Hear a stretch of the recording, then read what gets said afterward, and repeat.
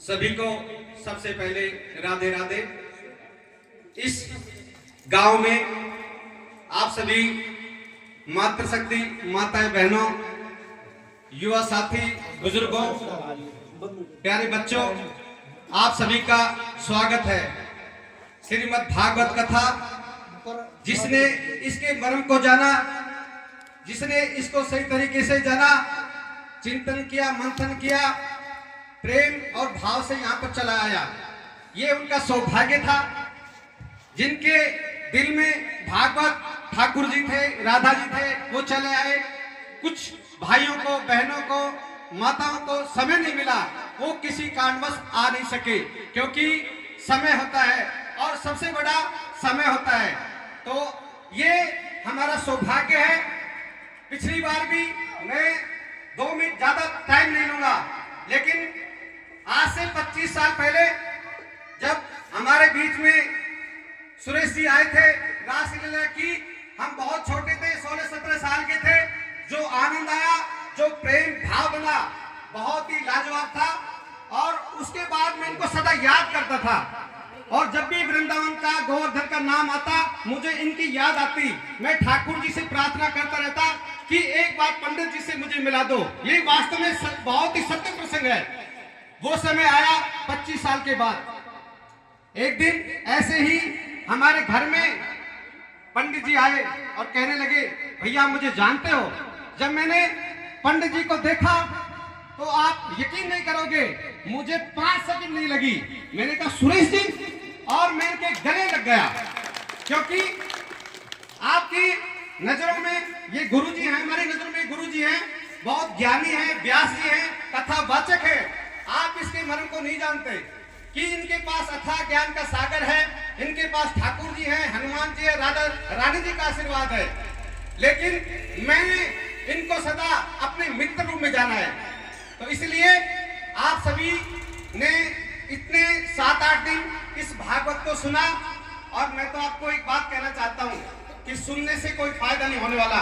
अगर जब तक आप इसको जीवन में नहीं उतारोगे, जब तक आप ठाकुर जी से दिल नहीं लगाओगे। मैं आपको फिर कहता हूँ कि मीराबाई का एक प्रसंग है। मीराबाई बोलती थी कि लोग कहे भाई मीरा बाबरी, नाथ कहे को नासी रे, और मैं तो मेरा सांवरे, आपकी आप ही हो गई दासी रे। अपनी सखी ललिता से कह रही है कि हे ललिता, ये लोग मुझे बावरी कह रहे हैं, ये लोग मुझे कुल का नाश करने वाली कह रहे हैं, लेकिन मेरे भाव को, मेरे प्रेम को ये लोग समझेंगे नहीं, क्योंकि मैं तो मेरे कन्हैया की हो गई हूँ।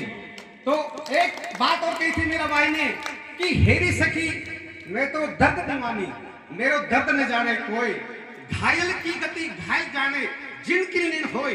कि सखी, आज जो मेरे अंदर जो दर्द उठ रहा है, आज मेरे अंदर जो प्रेम भाव उमड़ रहा है, ये जमाना, ये समाज उस दर्द को नहीं जानता है। ये समाज मुझे सब कह रहे कि कुल का नाश करने वाली है, रानी होते हुए साधु संगत में घूम रही है। लेकिन एक दिन ऐसा आएगा कि जो घायल होता है, जो घायल की स्थिति को जो इंसान घायल होता है वही जानता है। तो इस स्थिति को वो लोग तब जानेंगे। तो मैं तो आपसे यही कहता हूँ, बहुत अच्छा लगा। और मैं हमारे जो कथावाचक व्यास जी, पंडित सुरेश शर्मा जी का मैं तहे दिल से सभी ग्रामवासियों की तरफ से, सभी माता बहनों की तरफ से आपको बहुत बहुत आभार व्यक्त करता हूँ, स्वागत करता हूँ, हार्दिक अभिनंदन करता हूँ कि आपने अपना कीमती समय दिया। जो भी जाने में, अनजाने में, क्योंकि हम लोग तो अज्ञानी हैं, हम गांव के अज्ञानी लोग हैं। किसी भी सज्जन के द्वारा, किसी के मुखारबिंद से कोई ऐसा शब्द निकल गया जिससे आपको, आपकी भावनाएं आहत हुई, आपके दिल को ठेस पहुंची, मैं आपसे ये प्रार्थना करता हूँ पूरी बस्ती की तरफ से कि हम सब आपसे क्षमा प्रार्थी है, हम सब आपसे माफी चाहते हैं। आप यहाँ से सारी चीजों को छोड़ जाइए। आप अगर साथ लेकर जाना चाहते हैं तो उस गांव के उसी प्रेम भाव को साथ लेकर जाइए। आपका गांव है, आपके हम हैं, और छोटी मोटी चीजें तो आपस में हो भी जाया करती है। यकीन मित्रों में, एक परिवार में जब 5 आदमी रहते हैं तो सबकी नोक-झोंक हो जाती है, पति पत्नी की भी नोक-झोंक हो जाती है। तो इसलिए हम इतना सुकून, इतनी शांति, और 7-8 दिन जो गांव को आपने दिया है, गांव को आपने प्रेम भाव दिया है, गांव को आपने एक ऐसी बातें बताई हैं जिससे अगर हम लाखों रुपया खर्च कर दे समाप्त नहीं कर सकते, तो हम आपका कैसे आभार व्यक्त करें। तो बहुत तहे दिल से एक बार फिर धन्यवाद, और अपने व्यासी के लिए जोरदार ताली बजाएंगे सभी। अब सबसे पहले मैं श्री कालूराम जी, रामकिशोर जी जो बुजुर्ग हैं, पूर्ण जी आप आए और पंडित जी का साफा भांग कर स्वागत करें। श्री लक्ष्मण पंच आप सभी आए।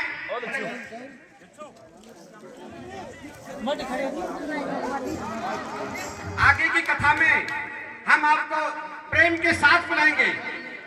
कौन कहता है कि हम आपको बुलाएंगे नहीं, हम आपको बुलाएंगे, आपको आना होगा, क्योंकि आपने अपना गांव समझा। लाख पर्दों में आप सबने दुनिया को छिपा रखा है, लाख पर्दों में आप सबने दुनिया को छिपा रखा है, चंद पर्दों में आप सबने खुद को छिपा के रखा है। छिपा के रखने वाले पंडित सुरेश शर्मा जी, आप यह भी छिपा के रखना कि आपको हम सबने अपने दिलों में छिपा के रखा है, आप सबको हमने अपने दिलों में छिपा के रखा है। और इसके साथ साथ हमारे जो साउंड मास्टर जी हैं, इनका भी दुपट्टा, माला और दुपट्टा के साथ इनका भी स्वागत किया जा रहा है। जो प्रेम, जो भाव आपने दिया, हम सदा आपके ऋणी रहेंगे। आपकी मुखारविंद से जो आपने हमें भगवत कथा के माध्यम से आनंद सागर में जो बोलते डुबकी लगाई है, उसकी कोई कीमत नहीं है। आपके वाणी की कोई कीमत नहीं है, क्योंकि तोड़ते वो हैं जिनमें दम नहीं होता और बोलते वो हैं जिनमें दम होता है। हमारे साउंड मास्टर का दुपट्टा पहना कर स्वागत किया जा रहा है।